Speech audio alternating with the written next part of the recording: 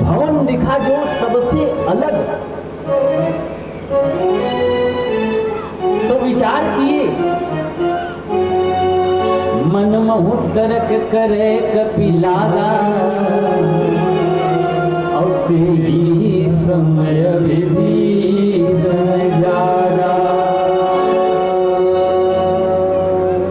जगने के बाद राम राम ते ही सुमिरन की,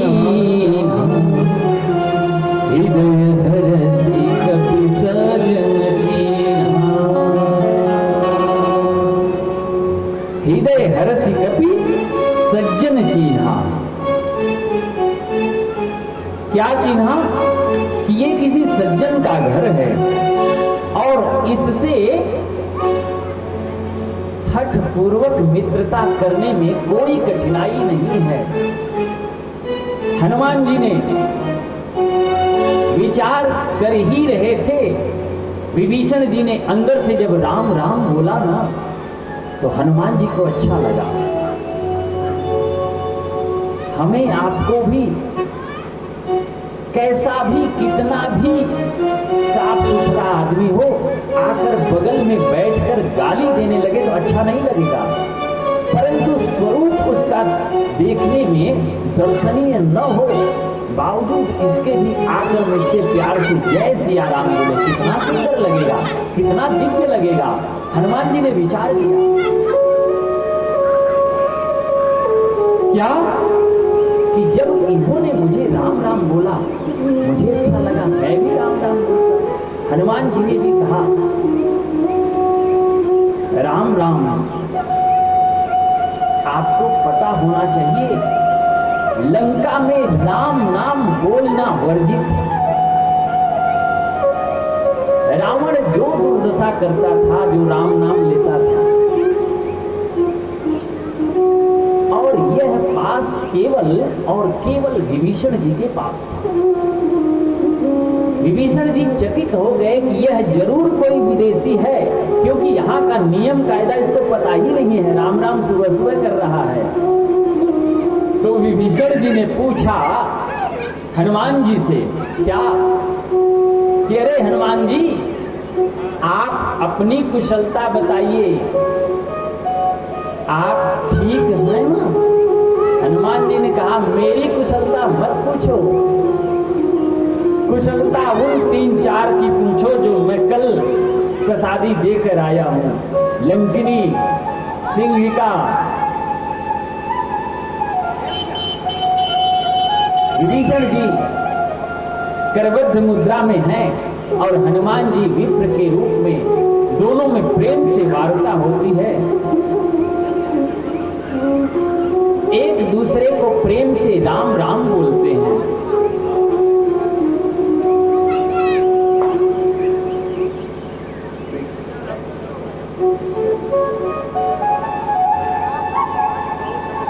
हम लोग भी जब एक दूसरे से मिले ना, तो कोशिश यही रहनी चाहिए कि पहला शब्द जो है भगवान का नाम निकले। एक साधक ने कहा, हरे हरे राम हरे हरे,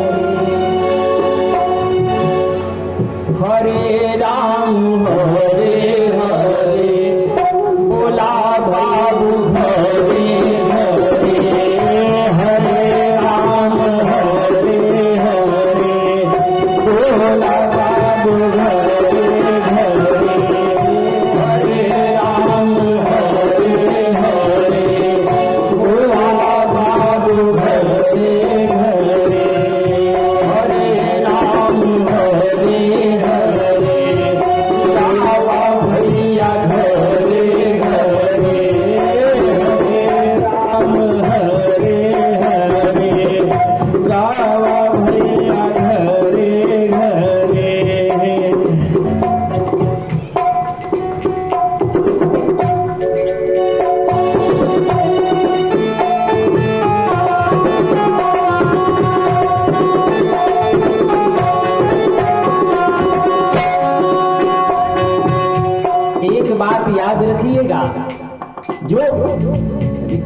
जो राधे श्याम है वही सीताराम है, और जो अंतर करता है वो कहीं का नहीं होता। साधक ने गाया, जौने हम सीताराम,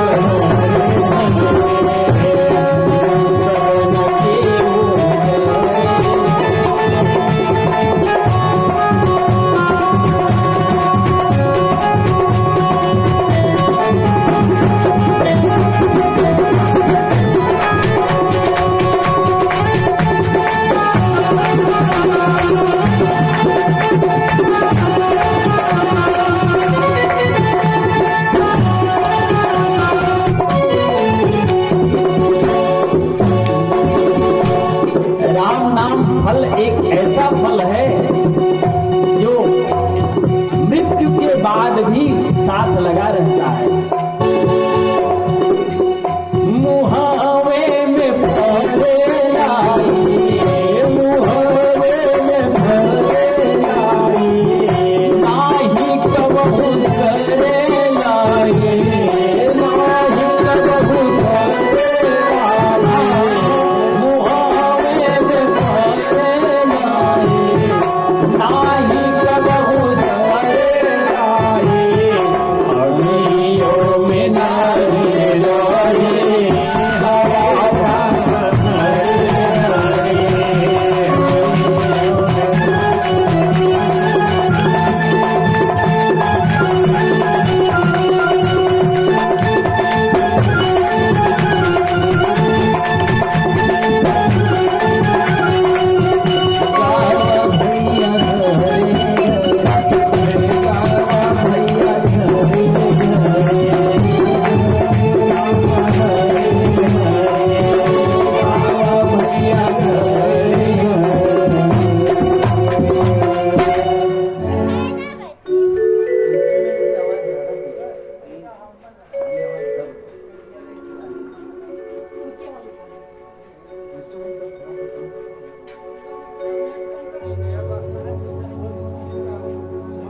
तो जब विभीषण जी ने विचार किया, हनुमान जी से मित्रता हुई, तो दोनों आपस में बात करने लगे। कहा गया है, यदि दो सज्जन आपस में मिलते हैं तो 4 मिले 64 खिले, 20 खड़े करो, सज्जन से सज्जन मिले तो नाचे साथ करो। दोनों आपस में बातचीत किए। विभीषण जी ने कहा, भैया मेरी यहां बड़ी दुर्दशा है। हनुमान जी ने निवेदन किया कि क्यों दुर्दशा सह रहे हो? देखो ना, मुझ दीन दयाल पे, बंदर पे भगवान की कृपा है। आप तो मनुष्य हो ना, आप पे क्यों नहीं कृपा होगी? विभीषण जी ने अपनी जब बात रखी ना कि जीव दसननि महु जीव विचारी, जिस प्रकार से दंतावली के बीच में जिह्वा रहती है, जिह्वा कोमल है, दंत कठोर, और दंत ही किसी फल को, किसी आहार को कुतर के स्वाद चखाते हैं जिह्वा को, परंतु उसी क्रम में दंतावली के बीच में कभी जिह्वा आ जाती है तो क्या बक्सते हैं दांत? नहीं। हनुमान जी ने कहा मैं जिह्वा हूं और ये सारे राक्षस दंत हैं, हमें बक्सते नहीं हैं, मेरी बड़ी दुर्दशा है। हनुमान जी ने कहा आप विचारे मत बनो, विचार करो। क्या विचार करना है?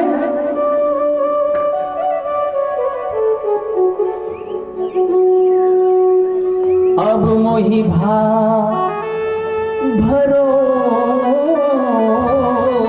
हनुमंता, बिनु हरि कृपा मिलई नहीं संता। हे हनुमान जी, अब आपसे मिलने के बाद न एक विश्वास और भरोसा जागृत हो गया है। क्या? कि आप जैसा संत मिला है, इसका मतलब मेरे ऊपर भगवान की कृपा है। एक बात याद रखिएगा, जीवन में अन्य सगे संबंधी मिल सकते हैं, परंतु संत का दर्शन, संत जैसे सज्जन पुरुष का मिलना बहुत दुर्लभ है। इस संसार में 3 चीज ही दुर्लभ है। क्या है? पहला मनुष्यत्वम, मुमुक्षत्वम और तीसरा महापुरुष संसर्ग है। पहला मनुष्यत्वम। मनुष्यत्वम का मतलब है मनुष्य शरीर मिलना। मनुष्य शरीर मिलना और मनुष्य बने रहना, इसमें जमीन आसमान का अंतर है। भाई जो मनुष्य दिख रहा है समाज में, यह आवश्यक नहीं कि वह मनुष्य हो। क्या मतलब है? अगर उसमें मनुष्यत्व तो नहीं है तो किस बात का मनुष्य है? खाली 2 पैर पे तो पक्षी भी रेंगा करते हैं, उन्हें भी मनुष्य कह देंगे क्या? नहीं। हमारे अंदर यदि धर्म नहीं है, कौन सा धर्म? ये धर्म नहीं, मानव धर्म। यहां तो सामाजिक व्यवस्था भाई प्रणाम है, लेकिन इस धर्म की बात मैं नहीं कह रहा हूं। सबसे बड़ा कोई धर्म है तो वो मानव धर्म है। उसके यहां से तो कोई धर्म बांट के आया नहीं है, तो सबसे बड़ा है मानव धर्म, मनुष्यत्वम, और दूसरा मुमुक्षत्वम, तीसरा महापुरुष संसर्ग है। दूसरा है मनुष्य तन पाया और मोक्ष पा जाए। मोक्ष माने क्या हो? कोई मर जाता है तो कहते हैं जा भैया फलाने मुक्त होइए, खाक मुक्त होइए। मरने के बाद मुक्ति उक्ति नहीं होती, खाली एक काम होता है, तेरही। अब वो भी यदि घर वाले लायक हैं लड़के, तो जो स्थिति चल रही है अब बंद हो जाएगा।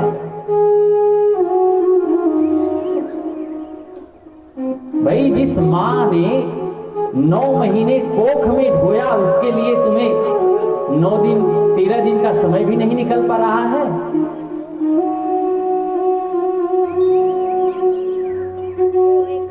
मृत्यु के 1-2 दिन बाद भूल जाना ये पशुओं का काम है। अगर 1-2 दिन बाद करके हटा दो, भूल जाओ। हमसे बढ़िया तो बंदर हैं। बंदर के बच्चे मर जाते हैं तो जब तक शर्म नहीं पैदा होती तब तक छोड़ते नहीं। ये सब बातें कड़वी जरूर लगेगी, परंतु माफ कीजिएगा, मैं जिस स्थान पे बैठा हूं यहां से यही बोला जा सकता है। तो दूसरा है मोक्ष की प्राप्ति हो जाना। मोक्ष क्या है? जीते जी इन बवालों से मुक्त होना है। सब करिए, परंतु वह भी करिए जिसके लिए आए हैं। यदि वो भी कुछ कर पा रहे हैं, समझिए हम मुक्त हो रहे हैं। फंसिए नहीं। और एक उम्र के बाद यह निर्धारित होना ही चाहिए कि अब प्रवृत्त नहीं, निवृत्त करें। कहने का मतलब जैसे जैसे बूढ़े हो रहे हैं वैसे वैसे कहीं फंस तो नहीं रहे हैं, यह ध्यान रखिए। चौथे पन निप कानन जाही, अब तो कानन माने वन, पहले चौथे पन में राजा ऋषि लोग वन में चले जाते थे भजन करने के लिए, अब वन बचा ही नहीं है। परंतु अब जो है, अब क्या करना है, चौथे पन में इसी परिवार, इसी समाज में रहकर ऐसा व्यवहार करना है कि हम वन जैसा जीवन जिए। क्या मतलब है? मतलब यह है कि धीरे धीरे यह आवश्यक तो नहीं कि सारे घर के खोखटों में हम ही शामिल हों। भाई कितने दिन शामिल होंगे? अगर शामिल ही होना है तो मरने के बाद शामिल होइए, तब जाने। इसलिए मुमुक्षुत्व में रहते रहते मोक्ष की प्राप्ति हो जाना। तीसरा है महापुरुष का संग हो, किसी साधु का, किसी सज्जन का संग हो। ऐसा कहा गया कि एक घड़ी आधी घड़ी, आधे में मुनिया, तुलसी संगत साधु की, हरे कोटि अपराध। एक घड़ी, घड़ी कहते हैं, ये पहले हमारे पुरनिया लोग निकाले थे, घड़ी में 24 मिनट होता है आज के घड़ी से। एक घड़ी कहें 24 मिनट, आधी घड़ी कहें 12 मिनट, आधे में पुनी आध माने 6 मिनट, ओहू में आधा 3 मिनट। 3 मिनट भी किसी साधु का संग हो जाएगा ना, उतने में काम बन जाएगा।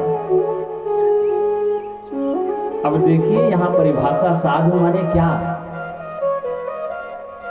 हनुमान जी बता रहे हैं। साधु माने क्या हो? गिरुआ वस्त्र, सरंगी,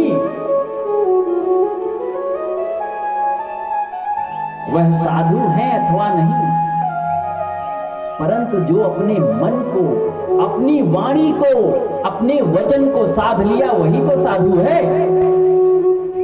साधु 3 प्रकार के होते हैं, एक तन का साधु, एक मन का साधु, एक वचन का साधु।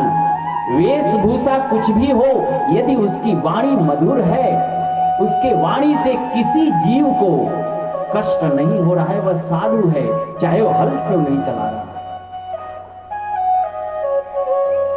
हनुमान जी ने कहा भी यहां, एही सनहटी करी हम पहिचान, एही सनहटी करी हम वही जाने, होते हो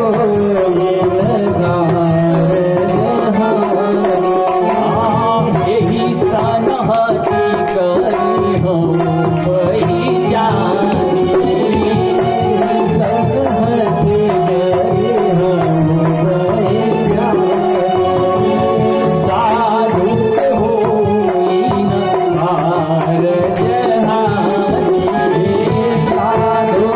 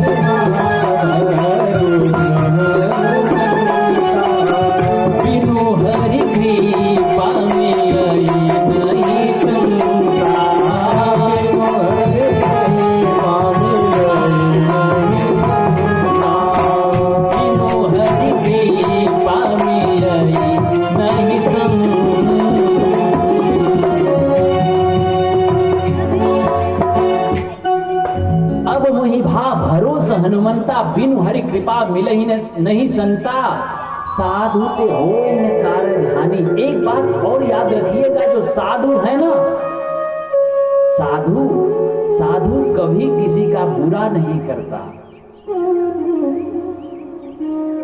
और जो करता है वो साधु होता ही नहीं है। हाँ, साधु से परेशानी नहीं, लेकिन स्वादु से है। स्वादु माने चाहे पैसा का स्वादु और चाहे सम्मान का स्वादु, आगे और जोड़ ले। बहुत प्रकार के समाज में स्वादु लोग टहलते रहते हैं, वो जोक की तरह होते हैं, जब तक चूस न ले तो ले छोड़े वाले ना। वो साधु नहीं है, उनसे हानि है। तो यहां विभीषण जी ने विचार किया कि संत का प्रादुर्भाव बिना भगवंत की कृपा से हो ही नहीं सकता। हनुमान जी मेरे द्वार पर आए हैं, इसका सीधा सा मतलब है कि हमारे ऊपर भगवान की असीम अनुकंपा बरसी है। बावजूद इसके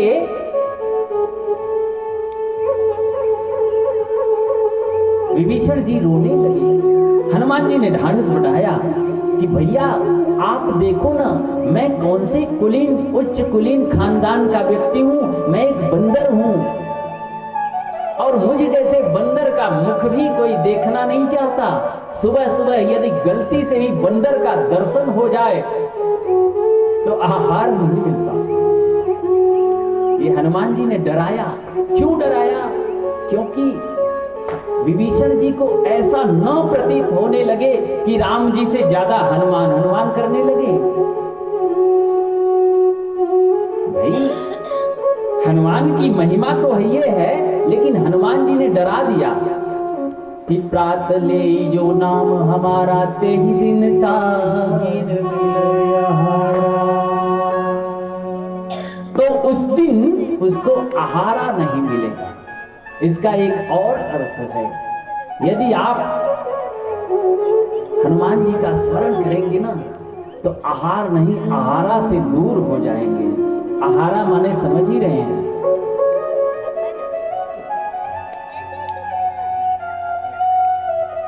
जबले बफर स्टॉल पर अंतिम सब्जी रहे तबले लेके टहरत रहा, वो है आहारा। माने ये खाए ले तो ये सब दूर हो जाएगा, सारी विकृतियां दूर हो जाएंगी हमारी आपकी। कैसे होंगी? साधु का यदि संग हो। हनुमान जी ने कहा आप मुझ पर देखिए, मुझ पर भगवान की कृपा है, आप पे अवश्य बरसेगी। तब विभीषण जी से हनुमान जी ने कहा भैया मैं जानकी जी का खोज करने आया हूं, जानकी जी अभी तक मुझे मिली नहीं। आपसे बताएं, जिस क्रम में हनुमान जी ने रावण आदि के महल का अन्वेषण किया था रात्रि में ना कल, उसी क्रम में हनुमान जी अशोक वाटिका में भी गए थे, परंतु जानकी जी को पहचानने में असमर्थ रहे। अब आप कहेंगे कहां लिखा है? आगे लिखा है ना, मानस में बड़ी बारीकताएं हैं। हनुमान जी ने कहा भैया मैं राम जी के पास से आया हूं, आप जानकी जी को जानते हो, क्यों न मैं आपको राम जी से मिला दूं, आप मेरी जानकी जी से मिला दीजिए मुझे। विभीषण जी ने कहा ठीक है, परंतु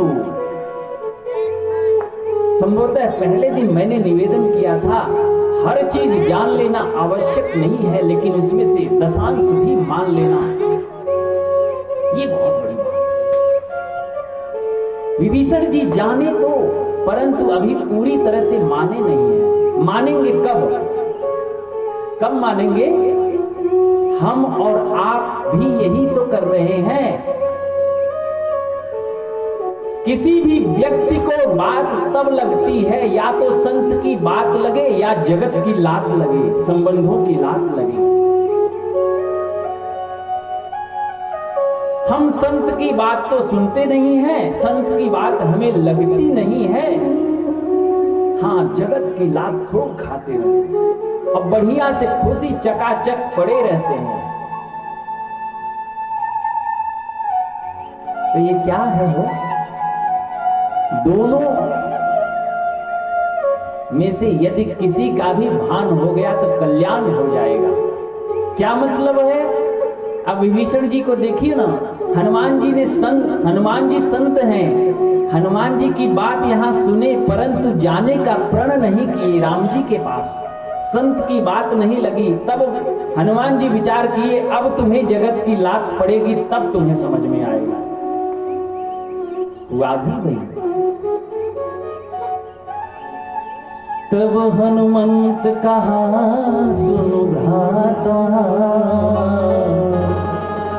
देखी चलूं जानकी माता। अब यहां विभीषण जी को उचित तो यह था कि हनुमान जी के संग लग जाते और अशोक वाटिका में जाके जानकी जी से मुलाकात करवा देते, भले रावण की चोरी से ही, परंतु विभीषण जी ने यहां जुगाड़ बताया।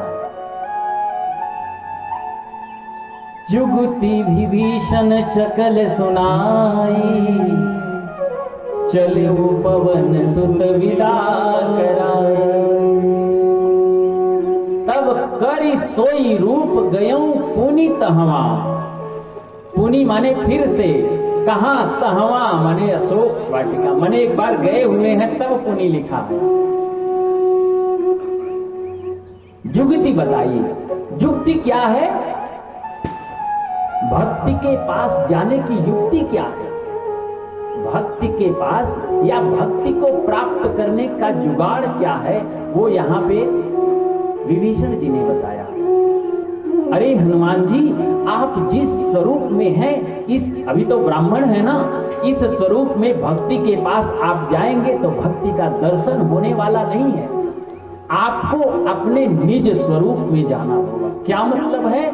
पूरी तरह से जो अंदरूनी व्यवस्था भगवान ने आपको दी हुई है, माने आडंबर नहीं, जैसे हैं उसी प्रकार से प्रभु की शरण में जाइए, भक्ति की शरण में जाइए, स्वीकार कर लेंगे।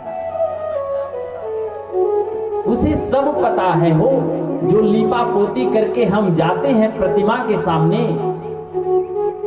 क्या वो नहीं जानता है तुम कितने गोरे हो, कितने स्मार्ट हो? उसे सब पता है। सब मम प्रिय सब मम उपजाए। हर माँ बाप को अपनी संतान की खबर रहती है। गलत कर रहे हैं? उसे सब पता है तुम कितने ज्ञानी हो, कितने भगत हो। तो संसार को तो ठग ही रहे हो, उसे क्यों ठग रहे हो? हम लीपा पोती करके भगवान के सामने जाते हैं कि नहीं? जाते हैं।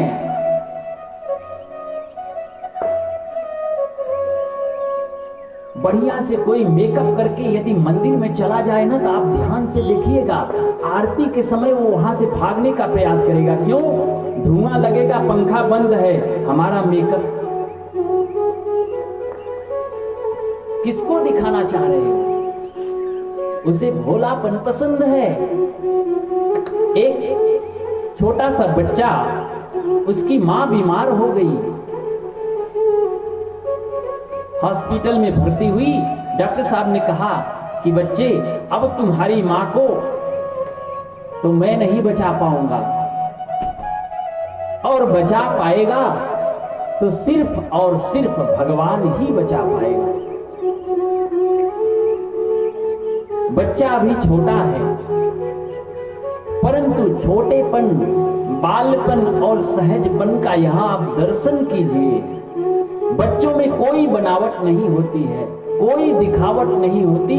दिल्ली के एक कवि हैं, वो कहते हैं, जितनी बनावट,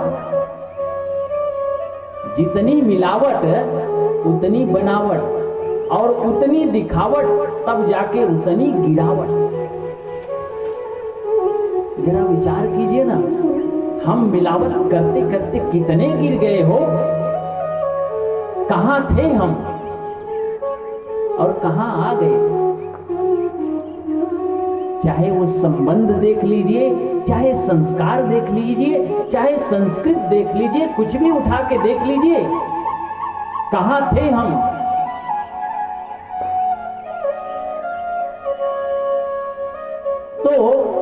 उस बच्चे ने, क्योंकि बच्चों को भगवान का स्वरूप इसलिए भी बताया गया है कि उसमें कोई बनावट नहीं होती, जो बोलेगा सही बोलेगा, उसमें कोई कपट होता ही नहीं है। अब वह बच्चा, उसके जेब में एक का कॉइन था, एक का सिक्का, वही लेकर निकल गया, क्योंकि डॉक्टर साहब ने कहा है ना, तुम्हारी मां को केवल भगवान बचा सकता है। गया, कई दुकानों पर पूछा, भैया भगवान मिलेंगे क्या? और क्या कहता था? वही एक का सिक्का दिखा के कहता था, भगवान मिलेंगे क्या? सब हंसते थे, लेकिन उसको विश्वास था कि इस 1 रुपए में भगवान मिलेंगे और उसी भगवान से मेरी मां का इलाज हो जाएगा। कुछ दूर जाते जाते जाते एक मेडिकल स्टोर पर एक बहुत वृद्ध बाबा बैठे। एक पल को उन्हें भी लगा, जब पूछा ना बच्चा, उन्हें भी लगा कि कोई विनोद, बस मजाक बस, लेकिन फिर बुलाया, बच्चे इधर आओ, इधर आओ। क्या बोला तुमने? उसने कहा कि बाबा बाबा भगवान मिलेगा क्या? बाबा ने बुलाकर कहा, हाँ भैया लाओ। प्रेम से वही 1 रुपए लिया और कहा कि मैं तुम्हें भगवान दे रहा हूं, परंतु बताओ तो सही भगवान क्यों चाहिए? बालक ने कहा, बाबा मेरी मां बीमार है और उसके इलाज के लिए डॉक्टर साहब ने कहा है कि तुम्हारी मां को भगवान ही बचा सकता है।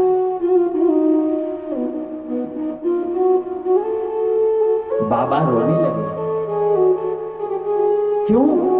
सरलता से ही पत्थर पिघल जाते हैं।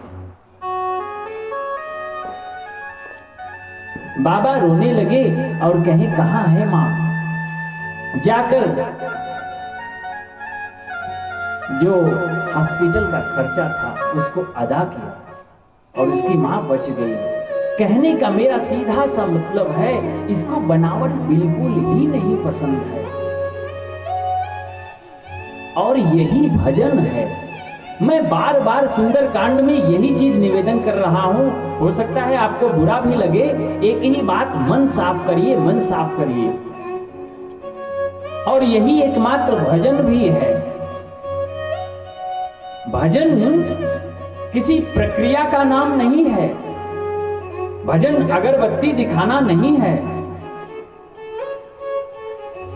भजन मंदिर जाना भी नहीं है। हाँ, प्रक्रिया है, एक चरण है, परंतु यही भजन है। यह भी भजन नहीं है। कब? शर्त है भजन में, जब हमारा मन स्वच्छ है तो न शब्द मायने रखता है, न ज्ञान मायने रखता है, न क्रिया मायने रखती है। बिना अगरबत्ती के भी काम हो सकता है।